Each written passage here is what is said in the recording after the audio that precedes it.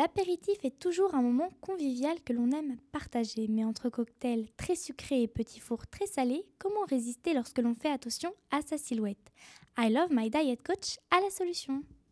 Bonjour à tous, bonjour Émilie. Bonjour Ophélie. Le thème d'aujourd'hui est l'apéro sans complexe. L'idée c'est vraiment de changer de l'éternel chips ou encore cacahuètes. On a l'habitude de retrouver de plus en plus des bâtonnets de légumes que l'on trempe dans des sauces maison style citron, crème fraîche, ciboulette.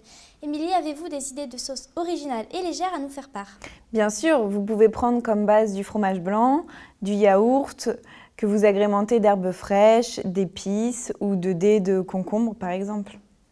On a pu constater un boom des verrines, c'est très à la mode. Pensez-vous que c'est un bon compromis pour un apéritif léger? Oui, généralement les verrines sont faites à base de crudités, de mousse légère, donc c'est un bon compromis pour un apéritif sain. La question fatale, c'est doit-on bannir l'alcool? Alors l'alcool est une bombe calorique, comme vous le savez.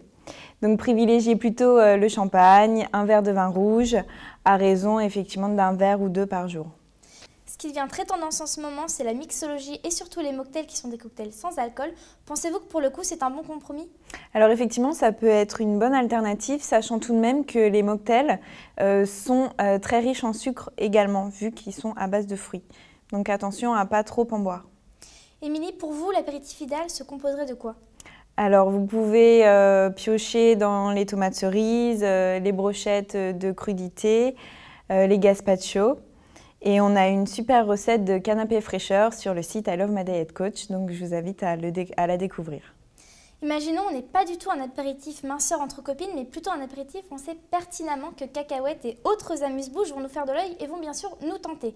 Quelles sont les astuces que vous pouvez nous donner pour ne surtout pas déraper?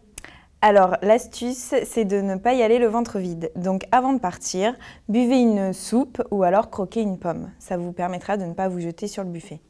Merci Émilie pour ces différents conseils. Vous pouvez retrouver toutes nos autres vidéos en vous abonnant à la chaîne YouTube d'I Love My Diet Coach ou tout simplement en allant sur notre page Facebook.